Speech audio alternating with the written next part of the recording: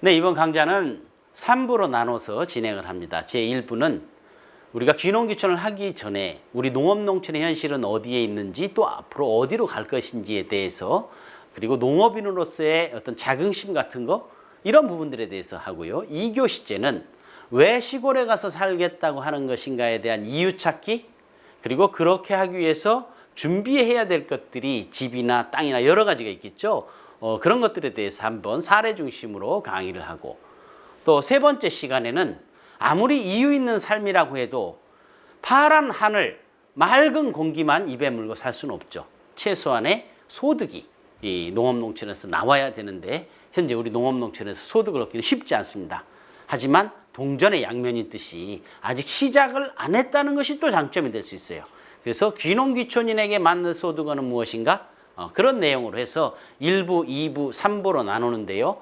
지금 농업의 현실, 그리고 내가 귀농하기 전에 준비해야 될 거, 그리고 세 번째는 그 현장에서 최소한의 또는 최대한의 소득을 얻기 위한 방법은 어떤 것이 있는지 여러 가지 사례 중심으로 말씀을 드려보도록 하겠습니다. 자, 우리가 이제 귀농귀촌 많은 사람들이 관심 있어요. 작년에 정부 통계로 약 50만 명이 도시에서 시골로 갔어요. 재작년에 약 49만 5천 명. 제주시 인구만큼 가는 거예요. 지금 매년 엄청나게 많이 가는 거죠. 그죠? 사실 이게 많은 건 아니에요. 이미 십수년 전부터, 정확하게 제 기억에 2004년에 바로 옆에 있는 농촌경제연구원의 연구조사를 보면 도시민의 56.1%가, 그 나머지 그 후에도 몇 가지 연구에서 보면 58.2%, 대개 2명 중에 1명이 나는 언젠가 시골에 가서 살고 싶다, 이렇게 대답을 하고 있어요. 설문조사 해보면. 하지만 귀농은 아무나 생각할 수 있지만 누구나 할 수 없죠. 그렇죠? 네, 그래서 귀농은 참 어렵다. 네, 그래서 제가 볼 때는 여기 계신 분들을 이렇게 보면은 귀농 없어. 어려워. 오래 해서 관상을 봐요. 딱 보면 어렵다, 상당히. 예, 근데 한두 명은 할 생각이 좀 있네요. 예, 옆에 있는 배우자의 얼굴에 수심이 가득한 거 봐서는 있는 거예요. 예, 남편이 귀농할 마음이 커질수록 아내의 얼굴은 어두워진다. 그렇죠? 근데 귀농은 쉬워요, 어려워요? 굉장히 어려워요. 귀촌도 매우 어려워요. 네, 그래서 여러분들 중에 있다가 꼭 하고 싶다 하시는 분은 쉬는 시간에 저한테 오시면 제가 귀농 안수도 드리고, 또 이제 불교 쪽에 있는 분들에게 또 부적도 써드릴 수 있으니까 비용이 좀 발생하지만, 네, 한번 얘기를 들어보고 여러분들이 귀농귀촌에 그래도 조금은 관심 있으니까 오셨을 테니까 한번 결정까지는 아닌데 검토하는데 좀 도움이 되셨으면 좋겠습니다. 자, 먼저 이게 우리가 가려고 하는 게 이게 코끼리인지 내가 코뿔소 등허리를 만지는지 꼬리를 만지는지부터 알아야죠. 그래서 여러분 잘 아시겠지만, 또 이 중에는 농업직 공무원분들도 계시겠지만, 이것이 우리나라가 지금 현재 식량 자급률입니다. 우리나라 식량 자급률 목표치. 근데 이제 2020년까지는 더 낮춰 잡았어요. 55.4%. 예, 지금 60%인데 목표치가 그렇다는 겁니다. 지금 그렇다는 게 아니고, 그죠? 우리나라는 식량의 한 40% 정도는 수입하고 있다, 이런 얘기죠. 예. 그러면 귀농에 대해서 가능성이 높아지는 거예요. 왜? 수입하고 있는 40% 안에 속하는 작물을 하면 되잖아요. 그래요, 안 그래요? 예. 그러니까 내가 봤을 때 딱 봐갖고 어렵다 싶은 거예요. 아직 상태가 안 좋다, 여러분들 꽤. 무슨 소리냐면 40% 수입되는 걸 대체해서 해도 될 것 같으면 이미 농민들이 했을까요, 안 했을까요? 했죠. 저 40%는 도저히 여기서 해서 수치가 안 맞는 거예요. 예를 들어서 뭐가 있을까요? 축사는 그래도 좀 상대적으로 나은 것 같은데, 밀? 우리나라 밀 자급률이 1%, 2%? 이 수준이잖아요, 그죠? 예. 그럼 98%를 수입하고 있으니까 밀농사 지면 되냐고요? 어렵죠. 밀을 많이 하는 지역에 가면 기본적으로 거의 밀밭이 지평선이에요. 거기서 해서 오는 거하고 비탈밭 700평에서 하는 거하고 경쟁이 안 되죠. 기후도 그래요. 기후도. 기후도 밀에 맞지 않고. 제가 엊그제 마트에 갔더니 된장이 있어요. 씨 뭐에서 나온 된장도 있고 청 뭐에서 나온 된장도 있는데 이름이 나란히 재래식 된장이에요.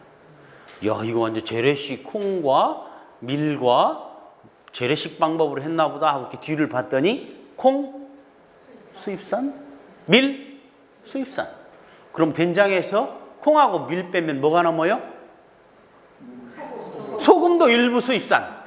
그래서 제가 이걸 보고 이런 된장 하고 읽었습니다. 써있기는 재래식 된장인데 이런 된장. 네? 우리 현실이 그렇죠. 그죠? 자, 그렇다면 지금 우리는 농산물이 40% 이상을 수입함에도 불구하고 남아돌아요. 국내에서 생산하는 농축산물 중에 안 남아도는 농산물이 있을까요? 없을까요? 어떤 게 있을까요? 쌀이 안 남아돌아요? 남죠. 안 남아도는 게 뭐가 있을까요? 올봄에 감자? 올봄 감자가 금자였어요. 감자값이. 예. 내년에는 그거. 그죠?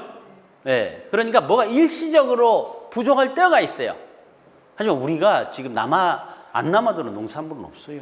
고추, 사과,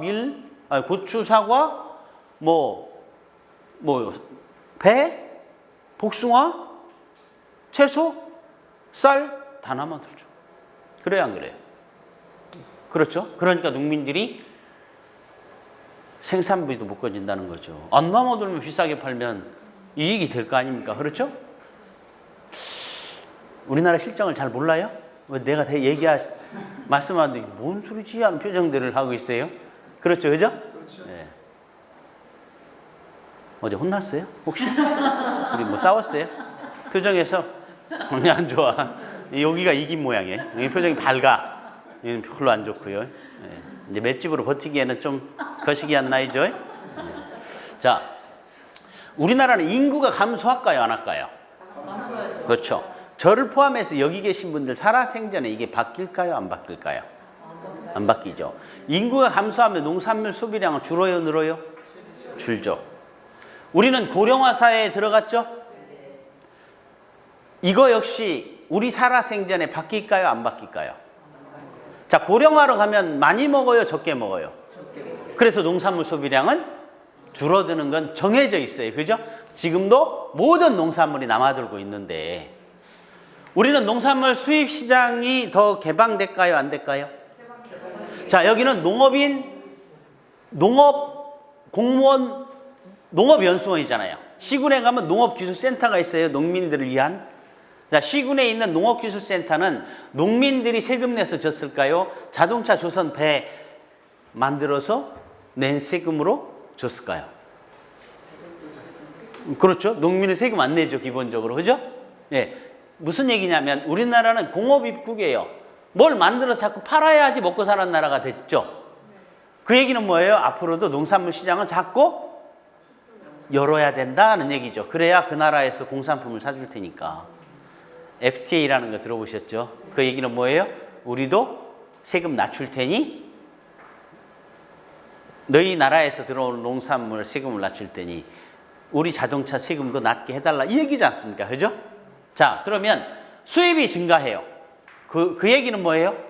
농산물 공급량은 늘어나는 거죠. 그렇죠? 예.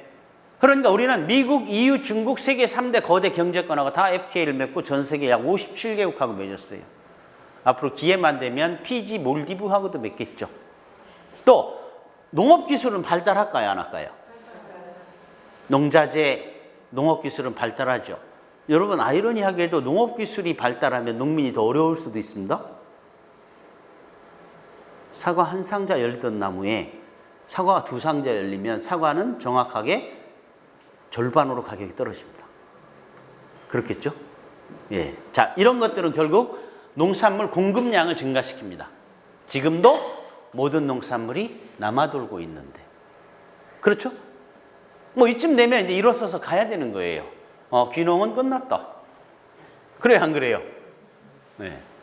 자, 마트에서 미국산 냉동 블루베리를 제가 사진을 찍어봤는데요. 100g당 790원, 국내산 냉동 블루베리 2,725원.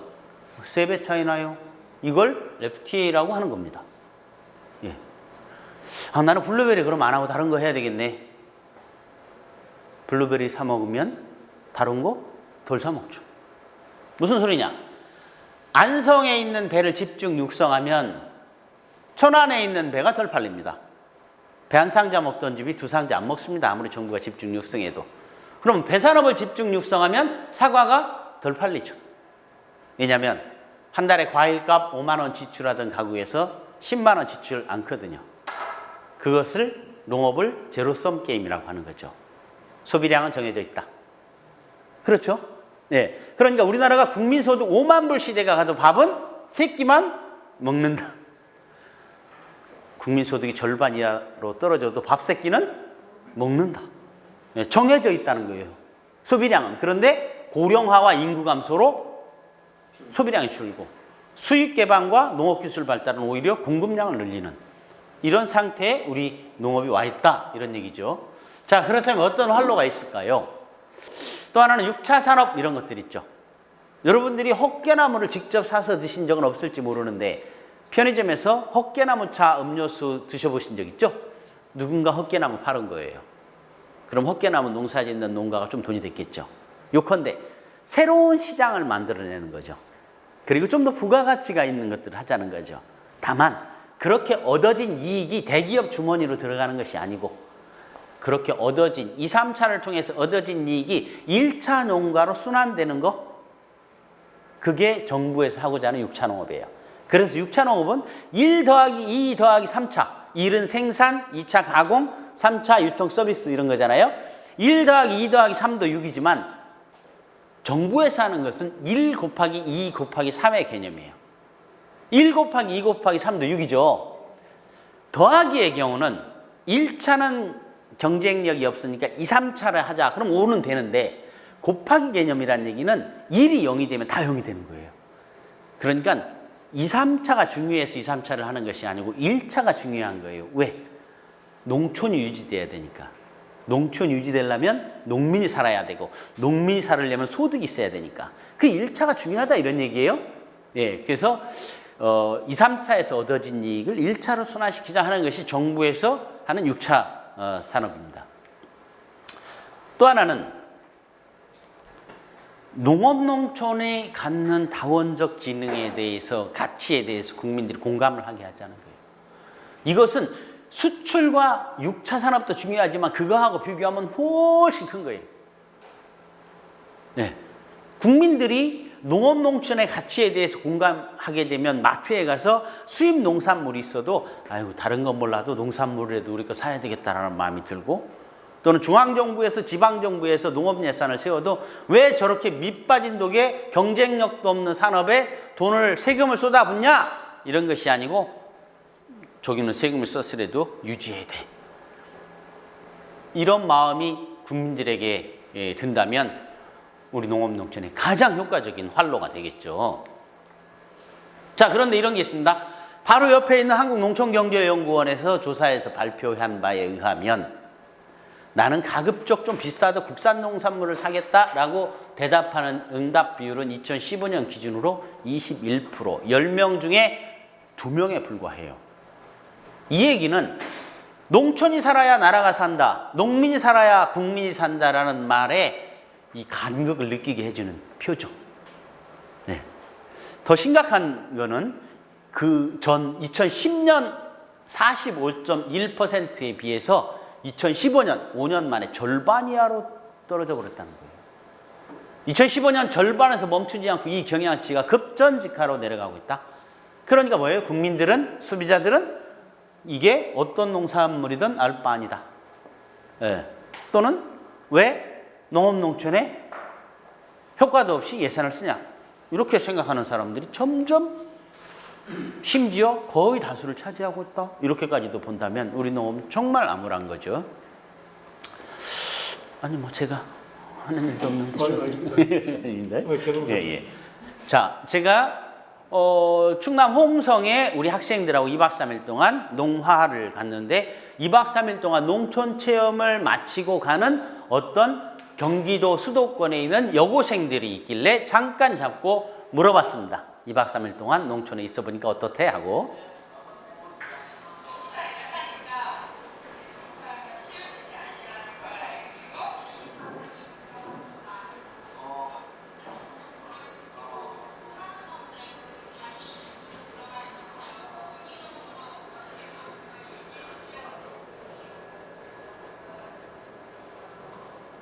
네.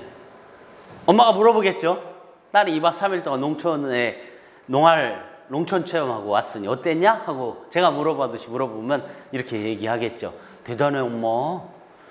다 자기들이 먹는 것도 아니고 얼굴도 모르는 사람이 먹는 건데 자기들 식구들이 먹는 것처럼 키워. 그러고 엄청 힘들게 일한다? 얘기할까요? 안 할까요? 하겠죠. 또는 이 학생들이 5년 후 10년 후에는 구매력을 갖는 소비자가 되겠죠. 딱 이 한 번의 경험이 아마도 평생 동안 이 농산물을 바라보는 시선이 다를 것 같아요. 농촌을 바라보는 시선이 다를 것 같아요. 그죠? 우리 모든 국민들이 직접 와서 이런 체험을 하고 이렇게 느낀다면 얼마나 좋겠습니까? 예, 하지만 그건 쉽지 않은 일이죠. 자, 농업의 가장 기본적인 기능은 먹거리에 대한 공급입니다. 이른바 식량안보. 예, 우리가 늘 식량안보 하는데 잘 와닿진 않은데 이 사진을 보면은요, 필리핀은 국제 미작 쌀 연구소가 필리핀에 있어요. 1위 해가지고 여기 익산 1위가 아니고, 예, 쌀 농사를 1년에 3번 줘요. 세계 최대 쌀 생산국이에요. 그런데 필리핀이 최대 쌀 수입국이 됐습니다. 그래서 인터넷 쳐보면 필리핀에서는 쌀 배급 받으려고 이렇게 많은 사람들이 몰려있어요. 왜냐? 여기도 산업화, 공업화가 되면서 농업, 농촌이 등한시됐던 거죠. 여러분, 농촌은, 농업은 그 기반이 한번 무너지면 복원이 안 돼요. 가깝게 생각해 보세요. 논에 무슨 보일러 공장이 들어왔다. 그 공장주는 망할 수 있지만 주인이 바뀌어서 뭔가 계속 있지 다시 논으로 올까요? 다시는 안 오죠. 이미 땅값이 올라 버렸기도 하고 다시는 안 옵니다, 이것이. 예. 자, 80년도에 쌀이 대흉작 일었는데 그 당시 국제 가격보다 3배나 가격이 폭등했어요. 그죠? 최신기기네요. 그런데 그냥 3배가 아니고 분명히 내년에는 쌀이 또 남아요. 누구나 다 아는 사실이에요. 세계의 메이저 곡물 회사들이 3년 동안 연속적으로 수입한다고 약속할 경우만 사준다. 이게 식량의 무게입니다. 그죠? 이것이. 네. 자, 그러면 우리는 어떤 돌파구가 있을까요? 먼저 동영상을 하나 준비를 했는데요. 이런 겁니다. 우리는 해마다 이렇게 모내기하고 나서 막 가뭄이 오죠. 그죠? 예. 심각한 물 부족 국가입니다, 우리가. 물을 물 쓰듯이 해서 잘 와닿았지만 물 부족 국가예요. 그런데 이 옆에 일본의 구마모토라는 데가 있죠. 여기는 어느 날부터 지하수가 부족해지기 시작했어요. 왜 그런가 조사를 해봤더니 거기도 논농사져서 돈이 안 되니까 다른 걸로 막 전환을 한 거예요. 노는 하루에 감수심이 3cm예요.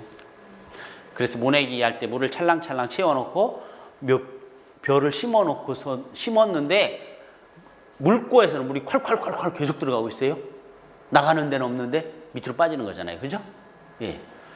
논농사에서 돈이 안 돼서 다른 걸로 막 전환이 된 거예요.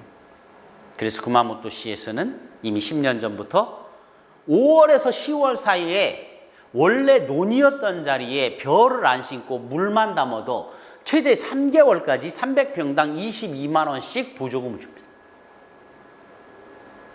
그래서 지하수를 확보합니다. 그래서 구마모토시에 가면 이런 간판들이 있어요. 논이 우리한테 물을 제공해 준다. 최근에는 어떤가 알아봤더니 최근에는 아예 별도의 재단법인을 만들어 놓고 물을 얼만큼 확보하는지를 좀 더 정량적으로 계산을 하고 그거에 맞게 돈을 주고 있어요. 우리는 물을 공짜로 먹고 있죠. 여러분, 4인 가족이 사는 아파트에 단 하루만 단수가 돼서 화장실 물을 못 내린다고 생각해 보세요. 이것이 LCD 조선 반도체 팔아서 돈 벌어서 에비앙 생수 사다 4병, 5병 넣고 물 한 번 내리고 할 겁니까? 그렇죠? 네. 자, 이 영상인데요. 뭐 그렇다는 얘기입니다. 올 1월 달에 KBS 농업의 재발견에서 이제 나온 얘기인데, 제가 이제 여기를 한번 찍어봐라 하고 이렇게 자문을 해줬어요. 여기 가면 그 내용이 지금 제가 말씀드린 그런 내용입니다. 자, 또 하나. 집중호우가 빈번해지고 있죠. 그죠? 예. 그거하고도 매우 큰 관련이 있습니다. 이것도 제가 이제 여기에 영상을 주어가지고 제가 직접 찍은 영상도 있고요. 한번 보도록 하세요. 제가 3년 전에 6개월 동안 일본 농촌을 한 2만 킬로를 직접 운전하면서 종단을 한 적이 있어요. 그때 하루는 이쪽 지역에 있었는데 여기 나리타 공항이 있는 동경 근처에 이바라키현 쭉 지도에서 보셔도 그나마 여기도 산이 70%인데 요만큼이 산이 덜하죠. 여기가 농경지가 제일 많습니다. 일본도. 여기에 집중호우가 내렸어요.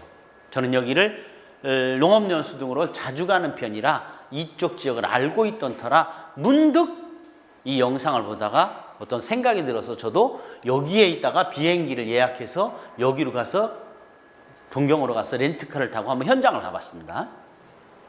여는 홍수를 방지하는 교육도 있습니다. 지난 2010년 여기 1월에 이제 방송한 내용인데요. 이게 막 집이 다 떠내려가고 있죠. 8명이 죽었습니다, 이날. 여기 제가 직접 찍은 영상이에요. 그 다음 날 갔더니 완전 폐허가 돼 있죠.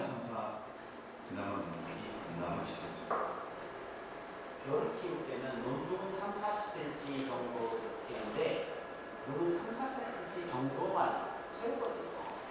근데 집중호우가 왔을 때는 논둑이 안 보일 정도로 물 장처럼 묻었습니다.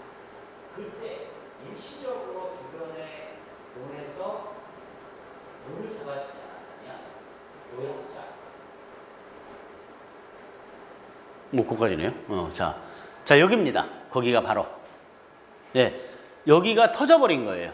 견디다 못해서. 근데 이 주변에 논에 화면이 잘 안 보이네요. 논둑이 안 보일 정도로 물이 찰랑찰랑하죠. 제가 재난 전문 기자도 아닌데 왜 여기를 갔냐면 저 말을 한마디 듣고 싶어 갔어요. 가서 물어봤습니다. 주민들에게. 만약에 이 주변에 논이 없었다면 논에서 일시적으로라도 2, 30분이라도 물을 안 잡아줬다면 장애우, 거동이 불편한 사람, 노약자들의 피해는 훨씬 컸겠죠? 했더니 생각하면 그럴 것 같아요. 그때 제가 여기 갔을 때 하늘에 5대의 방송국 헬기가 떠 있었거든요. 네, 지상에는 일반인 아예 자위대가 지키고 못 들어가고 저는 당시에 마침 농민신문 특파원 기자증이 있어서 그 일도 같이 하고 있었기 때문에 보여주고 들어갔는데요. 기자들하고 관계자만 있었거든요. 온갖 모든 신문방송이 다 와 있는데 어떤 신문방송도 이런 시각으로 보도는 않더라고요. 그냥 재난방송, 일본이나 한국이나 농업농촌을 바라보는 시선이 딱 거기까지구나 하는 생각을 했는데요. 근데 저는 그 말을 한번 따라갔던 거거든요. 이렇게. 자, 작년에 임진강 홍수주의보가 내렸죠. 올해도 임진강 홍수경보 내렸었죠. 불과 며칠 전에. 여러분들 예전에는 비만 많이 오면 한강이 범람했어요. 1970년대. 그래서 압구정동, 말죽거리 이런 데는 상습 침수 지역이었죠. 근데 지금 침수를 안 하는 것은 한강등을 높이진 않았습니다. 집중호우는 서너 배 많아졌는데 침수 안 하는 것은 이 처녀가 있는 거예요. 누구예요? 소양강 처녀. 소양강 댐을 막았죠. 그래서 작년에 소양고등학교를 가다 보니까 바로 요게 옆에 보이더라고요. 어때요? 굉장히 지쳐있지 않아요? 왜? 이 일대에 이 한강 상류의 이 일대의 논면적은 우리나라에서 가장 빠른 속도로 줄어들고 있습니다. 우리나라 전체가 굉장히 빠른 속도로 논이 줄고 있지만 이 일대는 더더욱 빠른 속도로 경기도 지방. 그렇겠죠? 그러다 보니까 소양강 천야가 혼자 막기에 너무 힘들죠. 저는 전혀 원하는 바는 아닙니다. 결코 저희 형님도 서울에 살기 때문에 제가 원할 리는 없죠. 형제간의 사이도 좋은데 저는 길게 5년 내로 짧게는 내년이라도 한강이 범람할 것 같아요. 왜냐하면 집중호우는 훨씬 많아지는데 소양강 댐은 그대로고 물을 일시적으로 잡아주던 논들은 급속하게 줄어들고 있으면 별 방법이 있습니까? 자, 여기는 천안 아산역 주변입니다. 여기가 천안 아산 KTX역이고요. 저희 집이 여기쯤에 있습니다. 여기쯤에. 걸어서 10분. 여기를 잘 알겠죠? 자, 여기는 지금 이 산은 아예 없어졌습니다. 여기가 전부. 신불 땅에서 완전히 통째로 아파트가 들어왔거든요. 여기도 마찬가지고. 네. 자, 여기는 다 논밭했던 지역이거든요. 지금 신도시로 이렇게 됐는데, 물론 신도시 하면서 치수 설계가 굉장히 과학적으로 잘 되어 있겠죠. 작년 7월 천안 아산역입니다. 작년 7월 천안 아산역 주차장이 완전히 물에 잠겼습니다. 왜? 갑자기 내린 비에 과학적으로 설계한 치수 시설이 다 가동이 돼도 안 됐던 거죠. 안 됐던 거죠. 천안은 하늘천 평안한, 하늘 아래 평안한 곳이랍니다. 재해가 없어서. 비만 오면 요즘에는 상습 침수 지역이 천안에 엄청 많이 발생하고 있습니다. 두 자릿수로. 천안은 자고 일어나면 공장이 생기고 인구가 늘어납니다. 예. 결국은 주변에 있던 논밭이 극단적으로 줄어들면서 생긴 현상이라고, 그게 아니라고 얘기하기 좀 어렵죠. 그죠? 네, 이것이 멀리 있는 얘기가 아니고 바로 우리 주변에 있는. 자, 농업의 다원적 기능입니다. 예, 이런 정도의 역할을 하고 있어요, 우리가. 그런데 이것은 가뭄이나 지하수확보나 홍수만 관련된 건 아니에요. 보세요. 우리는 사람들의 얼굴 표정을 제가 보면서 깨달은 게 좀 있어요. 1년에 한 번씩 교수님들하고 갯돈을 버가지고 동남아를 쭉 다녔었어요. 몇 년간. 서로 이렇게 친해지려고. 그런데 동남아를 갔더니 무슨 패키지 여행으로 갈 때하고 달리 몇 명 이렇게 가다 보니까 되게 불편해요. 화장실이 우리가 있을 때는 모르는데, 우리는 주유소 가면 화장실 있잖아요. 기본적으로. 화장실 없으면 어떻게 돼요? 방법은 없죠. 예, 그거잖아요. 그죠?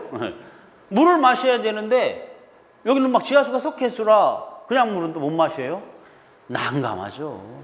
아주 불편하더라고요. 그런데 사람들 표정은 굉장히 평안해. 이른바 국민 행복 지수가 뭐 10위권 안에 들잖아요. 베트남, 캄보디아 이런 나라들이. 그래서 야, 이 사람이 가진 게 없으면 마음 편한가 보다. 이렇게 생각을 했어요. 근데 유럽도 이렇게 제가 농업인 연수해서 이제 자주 한번 가보는데요. 여기도 편안하더라고요. 여기는 그냥 길 주변에 가면 화장실이 깨끗이 있어요. 공중전화 부스 같은데 50센트 넣고 가면은 그냥 굉장히 깨끗한 화장실이 있고, 밖에서는 안에 안 보이는데 안에서는 밖이 싹 보이는 화장실도 있어요. 잘 안 나와요. 실제로 들어가면 이게. 근데 여기 사람들은 많이 가졌잖아요. 그럼 얼굴 표정이 가진 걸 지켜야 되니까 불편할까요? 그것도 아니더라고요. 유럽 사람들이 되게 평안한 막 그런 표정들이에요. 자, 그 자리에서 제가 우리를 생각해 봤어요. 저는 여기 올 때 저희 집 앞이 KTX역이라고 그랬잖아요. 알람을 걸어 놓지 않으면 하다가 지나쳐 버릴 수 있어요. 순식간에 옵니다. 여기를. 얼마나 편안합니까? 그죠? 예전 같으면 여기 차로 오라면 참 생각해 볼 문제였었어요. 나주까지는. 요즘은 정신바짝 한 차례 그냥 지나가 버립니다. 편안한 나라의 국민들은 접니다. 불편한 얼굴. 뭐 대동소이해요. 그 자꾸 웃으면 안 돼요. 여기 우리 얼굴이 이래, 우리 얼굴. 그죠? 왜? 우리는 전 세계 유례가 없는 눈부신 경제 성장 한강의 기적을 이뤄냈어요. 그렇죠? 그야말로 전 세계 유례가 없죠. 하지만 동전에는 반드시 양면이 있다. 그래요, 안 그래요? 여성가족부 발표에 의하면 청소년 2명 중에 3명 중에 1명이 2주 이상 우울증을 앓고 있다. 그래서 우리나라가 청소년 자살률 OECD 국가 1위 막 이런 뉴스 흘러나오나 봐요. 지난번에 여기에 왔다가 가는 KTX의 모니터에 이렇게 나왔어요. 한 달쯤 됐을까요? OECD 국가 중에 16년째 국가 자살률 1위 우리나라. 낯선 얘기는 아니죠. 그렇죠? 16년째 부동에? 혹시 여러분 2위가 어떤 나라인지 모르시죠? 저도 모르는데 그 얘기는 2위하고 압도적인 차이로 1위라는 것 같아요. 엎치락 뒤치락 하면 막 떠오를 텐데. 자, 이런 것들은 도시의 사각형 회색빛 짙은 그늘이죠. 저런 지수들이. 그죠? 자, 이제 우리는 도시의 사각형 회색빛 저 짙은 그늘을 치유할 수 있는 것은 녹색의 곡선의 농촌이에요. 그러니까 농촌은 단순히 식량 생산 기지만이 아니죠. 어찌 보면 우리는 지하수 확보도 그렇고 경관도 그렇고 홍수 조절도 그렇고 생태계 보존도 그렇고 전통의 유지도 그렇고 이런 측면에서 봤을 때는 1리터의 곡물 생산 못지않게 1평방미터의 농촌 공간이 훨씬 중요한 시대에 와 있는 거죠. 그러니까 농식품부 홈페이지에 가면 메뉴에 있는 게 농업국, 축산국, 국제국, 소비자국이 아니고 농촌국이에요. 농촌국. 그러니까 농식품부의 선임국장은 국장 중에 농촌국장이 선임국장이지 않습니까? 그 얘기는 우리 농정은 농촌에 방점 찍고 간다. 이렇게 볼 수 있죠. 또 그 얘기는 뭐냐면 농촌이라는 거에 비즈니스 기회도 있다. 이렇게도 볼 수 있는 거죠. 농업뿐만이 아니고. 일단 이거 스위스 농업인데요. 뭐 하여튼 스위스 농업이라는 게 그렇죠. 어디 가서 여러분 유럽 가면은 이게 카메라 대고 아무렇게나 탁 찍으면 오 희한하게 달력 사진이 나왔네. 막 이런 느낌 같죠. 네, 그거는 어떻게 됐냐면 그것을 저렇게 유지하도록 국민들이 관심과 지원을 했기 때문에 그런 거예요. 네, 그러니까 요 동영상은 제가 이제 생략하고 갈게요. 스위스는 1% 남짓한 농가에 국가 예산을 6%나 투입해요. 그래서 2011년 기준으로 직불금 수입이 농가 총소득의 60% 이상이에요. 우리는 4%. 그죠? 우리 4%에 4%. 지금은 70%에 육박한다? 헌법을 또 개정하겠대요. 이 얘기는 뭐냐면요. 스위스의 축산 농가는 1년에 한 1억 정도 소득이 돼야 되는데 아무리 해도 3천만 원밖에 소득이 안 돼. 그걸 나라에서 7천만 원을 대줘요. 스위스는. 법으로. 지침이 아니고 사업 지침이 아니고 헌법으로. 그래서 우리도 헌법에 농업의 다원적 기능을 넣자 이런 운동도 하고 그러지 않습니까? 근데 스위스 농가는 이런 게 또 있어요. 이걸 상호 준수 의무라고 하는 건데요. 소를 키우는 농가는 겨울에는 15일 이상, 나머지 계절에는 무조건 25일 이상은 소를 방목해야지 그 돈을 줘요. 일지를 다 적어내고 확인해요. 네. 왜요? 왜 방목하라고 할까요? 양질의 소고기를 도시민에게 공급하고 신선한 우유를 도시민에게 공급하기 위해서 아닙니다. 동물 복지를 위해서 아닙니다. 젖소들이 한가롭게 뿔을 뜨는 광경을 보여주라 이겁니다. 누구한테? 세금 내고 있는 국민들에게. 그러니까 시계 팔아서 열심히 돈 버는 사람이 농촌에 갔을 때 아 좋아 하고 쉴 수 있어야 되고 또 스위스는 관광국가잖아요. 그죠? 네, 그것만 유지해줘라. 나머지는 돈은 이쪽에서 좀 벌어가지고 나머지 대줄 테니까. 이런 것들이 국민들하고 공감이 돼 있는 겁니다. 그러니까 헌법에 그게 들어가 있는 거고. 네. 그래서 다원적 기능이 그렇게 중요하다, 뭐 이런 거죠. 예. 제가 얼마 전에 이쪽 고창 청보리 축제에 애들하고 갔었어요. 우리 학생들하고. 그랬더니 우리 학생들도 그렇고 저도 그렇고 일시적으로나마 착해지더라고요. 일시적으로나마 하여튼 착해졌어요. 네, 자연은 사람을 그렇게 만드는 것 같아요. 자연은. 네. 애들 표정 보세요. 표정. 그죠? 네. 아, 이거 그냥. 네.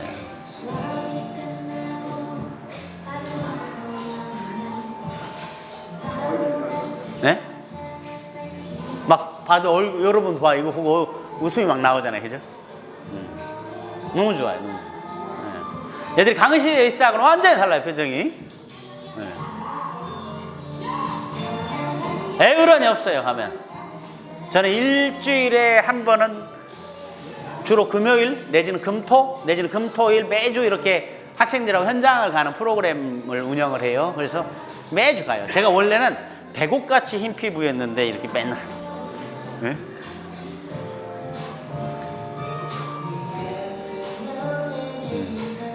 우리 학생들이요. 네. 자, 그래서 우리에게 이 다원적 가치는 굉장히 중요하다. 네. 그래서 이 다원적 가치는 그런데요. 한 번 이게 감소되잖아요. 그러면 다시 회복하기도 불가능하지만 다른 방법으로 이것을 채우려고 하면 논이 부족해서 물이 지하수가 없어진다? 그럼 댐을 막아서 물을 확보한다? 그러면요. 엄청난 비용과 환경 파괴가 수반되는 거죠. 훨씬 더 많은. 예. 그래서 지켜야 된다는 거죠. 예. 자, 이건 농촌일까요? 도시일까요? 왜요? 왠지. 왠지. 여러분, 귀농하실 때 창업 자금을 지원해줘요. 정부에서 2% 이자로 5년 동안은 원금을 안 받고 6년 때부터 이제 사과 심으면 6년 차면 열리니까 그때부터 10년에 걸쳐서 균등 상환 최대 3억 원까지.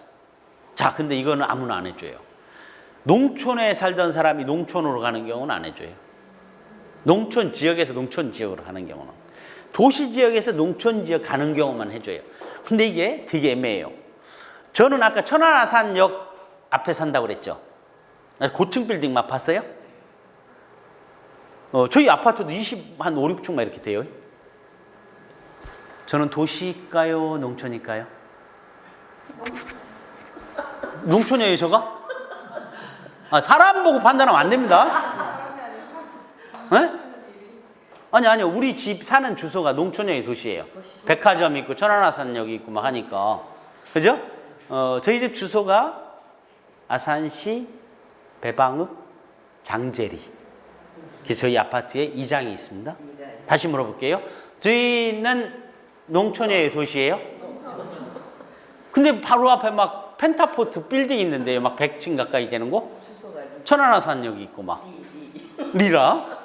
이게 애매해요, 지금 이게. 나주에서 농촌 가도 여기서 가면은 도시잖아요, 신도시. 근데 그걸 뭐로 구분할 거예요? 막 논란이 있을 때 제가 이 한 장의 사진으로 논란을 잠재웠습니다. 농촌이란, 따라해보세요. 농촌이란 마을 주민 숫자가 전봇대보다 적으면 농촌이다. 그래요, 안 그래요? 이봐요. 우리가 이렇게 공동화돼, 농촌이. 예. 이유는 간단합니다. 돈이 안 되니까 그런 거예요. 그렇지 않을까요? 네. 이 근처에 전라남도 무안에 우리 학생들하고 3박 4일 농화를 갔을 때 마을회관에서 그 체험마을에서 자고 있는데 마을 사무장 백금표라고 하는 무안의 월성권역에 사무장이 있어요. 이분이 자기 아버지 일기장 겸 금전출납부 겸 영농일지를 보배라고 갖고 와서 보여주는데 이만큼 공책 묶음이에요. 그래서 이렇게 봤죠. 1964년 어느 날 보세요. 아버지가 이발을 하러 나갔어요. 읍내에. 그래서 이발비 지출 10원. 오면서 쌀을 한 대 사오셨어요. 쌀 지출 20원. 지금 이발은 10,000원이죠. 10원 하던 것이 10,000원, 1,000배 올랐어요. 그러면 쌀 한 대 20원 하던 것은 20,000원 해야 되잖아요. 왜? 농민들도 10,000원 주고 머리 깎고, 남자 인건비 하루에 10만 원씩 내야 되고, 애 대학 가면 등록금 200~300 내야 되고, 원룸 얻어줘야 되고, 읍내 가서 밥 먹으면 7,000원, 8,000원 내야 되니까. 그렇죠? 지금 쌀 한 대는 올해 기준으로 3,050원. 올해 기준으로. 네. 맞죠? 네. 봐봐요. 우리가 물대포 맞아서 돌아가신 백남기 농민은 쌀값 올려달라고 막 데모하다 물대포 맞았는데, 백남기 농민은 이발비 10원 하던 것이 10,000원 하니까 쌀 한 대 20원 하던 걸 20,000원 달라고 데모했을까요? 3,050원 달라고 데모했을까요? 3,050원. 이걸 잘 모르는 사람들은 아스팔트에 쌀을 버리는 게 무슨 농민이냐, 대목꾼이지 막 이랬단 말이에요, 그때. 그렇죠? 네. 그때 서울대병원 영안실이 차려졌는데 제가 조금 잠잠해지고 가봤어요. 정말 거짓말 하나 안 보태고, 만장은 100장 이상이 나부끼는데 사람은 미망인 혼자만 있더라고요. 그냥 반짝 관심하고 또 다 잊혀져 버리는 거죠. 어떤 농부가 왜 나는 쌀 한 가마니 내다 팔고, 그러니까 쌀 한 가마니면 도시 부부가 1년 먹을 분량입니다. 쌀을 한 가마니 내다 팔고 오면서 마트에서 생선 몇 토막 사고, 뭐 우유 사고 화장지 좀 샀더니 일주일 먹을 거 샀더니 주머니 하나도 안 남더래요, 돈이. 불과 한 15만 원, 요즘 올라서 15만 원, 18만 원이잖아요. 그죠? 아시죠? 일주일분 사면 그 정도잖아요. 그죠? 왜 농부인 나는 남의 부부가 1년 먹을 쌀을 내다 주고 판 돈으로 우리는 일주일밖에 못 먹어야 되냐고. 근데 여러분, 이게 과장된 얘기입니까? 그렇지 않죠. 그죠? 네. 자, 그래서 결국 우리는 나라를 지키기 위해서 국방비 사용해야죠. 또 남대문이 화재로 전소됐는데 지금 다 복구했잖아요. 무슨 돈으로? 국민의 세금으로. 왜 했을까요? 일부러는 못 없애도 기왕이 없어진 거 길이라도 넓게 하면 좋을 텐데 거기 막 되게 복잡한 데인데, 우리 정신문화 지키기 위해서 문화재 유지 비용 써야 돼요. 맞죠? 그런데 남대문은요, 줄인 배를 움켜쥐고 보는 건 아닙니다. 밥은 먹고 봐야 돼요. 그래서 남대문도 지키는 거 중요하고 나라 지키는 거 중요하듯이 우리 생명곡간 지키는데 유지 비용 써야 되는 거죠. 그죠? 그거를 주부들의 장바구니에만 기대할 것이 아니고, 국민들이, 농부는 단순히 나하고 다른 누군가의 직업이 아니고, 농촌은 단순히 도시와 다른 누군가 사는 공간이 아닌 우리 모두를 위해서 지켜야 하는 곳이다. 이런 생각이 들을 때 마트에 가서 농산물이 있어도 내가 다른 건 못해도 농산물이라도 우리 거 사줘야겠다. 우리가 중앙정부에서 지방정부에서 농업 예산을 세워서 사용할 때 내가 다른 건 못해도 저걸 반대는 하지 말아야 되겠다. 이런 생각하지 않을까요? 예. 그런 것들이 우리 농업농촌의 아주 돌파구로서 굉장히 중요한 길이라고 생각하고, 모두의 이런 말씀을 드린 것은 여러분들이 귀농귀촌에 관심이 있다면 적어도 우리가 지금 코끼리의 코를 만지는 것인지 숯불소의 손톱을, 발톱을 만지는 것인지 전체적인 형상은 그냥 알고 가야 된다. 예, 그런 차원에서 저보다도 더 많이 아시는 여기 뭐 베테랑 공무원도 계신데 제가 다시 한번 생각해보자. 왜? 또 배우자님들도 계시고 하니까 이게 말씀드렸어요. 그래서 좀 쉬었다가 그 다음에는 이제 2교시부터는 그래서 어떻게 귀농을 할 것인가, 어떤 걸 조심할 것인가, 또 어떤 소득원을 이 와중에 마련할 것인가 하는 얘기를 해보도록 하겠습니다.